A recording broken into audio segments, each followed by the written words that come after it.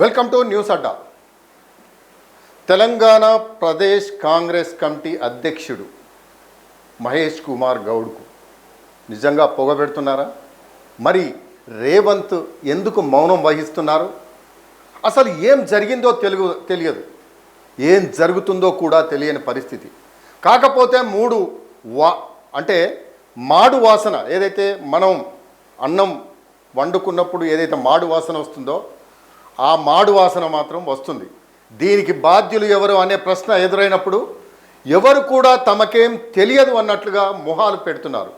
కానీ ఇలా పార్టీ ప్రజల్లో పరువు పోగొట్టుకుంటుంటే ఆ తదుపరి ఏం జరుగుతుందనేది ప్రత్యేకంగా చెప్పాల్సిన అవసరం లేదు. ప్రస్తుతం తెలంగాణ కాంగ్రెస్ పార్టీలో జరుగుతున్నది ఇదే. ఆ మీడియా ఛానల్ కాంగ్రెస్ పార్టీకి అనుకూలంగా ఉంటుంది. కాంగ్రెస్ పార్టీకి సంబంధించిన అనుకూలమైన వార్తలు, ప్రభుత్వానికి సంబంధించిన అనుకూలమైన కథనాలను అది ప్రసారం చేస్తూ ఉంటుంది. అటువంటి ఛానల్లో ఉన్నట్టుండి పిసిసి చీఫ్ మహేష్ కుమార్ గౌడ్కు వ్యతిరేకంగా కథనాలు ప్రసారమవుతున్నాయి. ఇది ఒక రకంగా ఆశ్చర్యాన్ని కలిగించింది. అసలు మహేష్ కుమార్ గౌడ్కు పొమ్మనలేక పొగబెడుతున్నారా అని రాజకీయ విశ్లేషకులు చర్చిస్తున్న పరిస్థితి. కాంగ్రెస్ కమిటీ అధ్యక్షుడిగా నియమితులైన తర్వాత మహేష్ కుమార్ గౌడ్ క్యాడర్కు దగ్గరగా ఉండటం లేదు, ప్రభుత్వ పథకాలను ఆయన ప్రచారం చేయడం లేదు, విదేశాలలో ఎక్కువగా ఉంటున్నారనే ప్రచారం కొనసాగుతున్నది. పార్టీకి సంబంధించిన సామాజిక మాధ్యమాల విభాగాలను కూడా అంత శక్తివంతంగా చేయలేదు.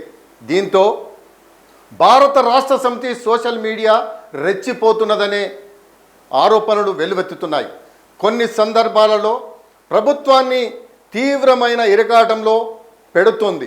క్షేత్రస్థాయిలో పరిస్థితి ఇలా ఉంటే మహేష్ కుమార్ గౌడ్ పెద్దగా పట్టించుకోవడం లేదని ఆ ఛానల్లో వరుసగా కథనాలు ప్రసారం అయ్యాయి. ఆ ఛానల్ యాజమాన్యంలో కొంతమంది వ్యక్తులు ముఖ్యమంత్రి రేవంత్ రెడ్డికి అత్యంత దగ్గర మిత్రులని తెలుస్తోంది. ఇటీవల మహబూబాబాద్ జిల్లా కాంగ్రెస్ అధ్యక్ష పదవి ఆ ఛానల్ యాజమాన్యానికి సంబంధించిన దగ్గర వ్యక్తికి ఇవ్వలేదనే ఆరోపణ ఉంది. అందువల్లే మహేష్ కుమార్ గౌడ్ మీద ఈ స్థాయిలో నెగటివ్ వార్తలు ప్రసారం చేస్తున్నారనే వాదనలు లేకపోలేదు. అయితే మహేష్ కుమార్ గౌడ్ ఆ ఛానల్ తనపై ప్రసారం చేసిన వ్యతిరేక కథనాల పట్ల స్పందించారు.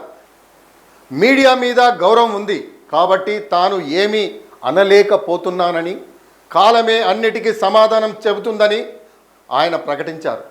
ఆ ఛానల్ ప్రసారం చేసిన కథనాన్ని కాస్త పక్కన పెడితే మహేష్ కుమార్ గౌడ్ టీపీసీసీ ప్రెసిడెంట్ అవ్వడానికి ముఖ్య కారకుల్లో రేవంత్ రెడ్డి కూడా. పైగా ఇటీవల ఆయన 2034 వరకు కూడా తానే ముఖ్యమంత్రిగా ఉంటానని ప్రకటించారు.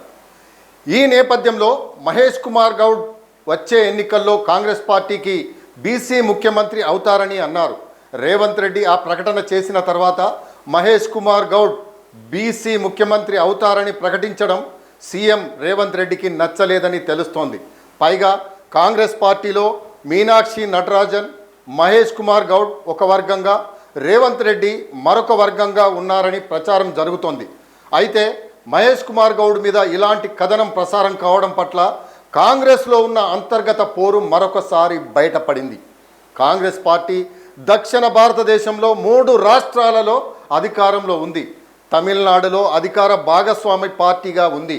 అయితే కర్ణాటకలో అధికారంలో ఉన్నప్పటికీ తెలంగాణనే కాంగ్రెస్ పార్టీకి అత్యంత కీలకంగా ఉంది. ఎందుకంటే ఇక్కడ నాయకులు అధిష్టానానికి ఇప్పుడు బలమైన మద్దతు ఇస్తున్నారు. అలాంటప్పుడు కాంగ్రెస్ పార్టీ ఇలాంటి అంతర్గత పోరుతో అసలుకే మోసం తెచ్చుకునే ప్రమాదం ఉందని రాజకీయ విశ్లేషకులు భావిస్తున్న వైనం.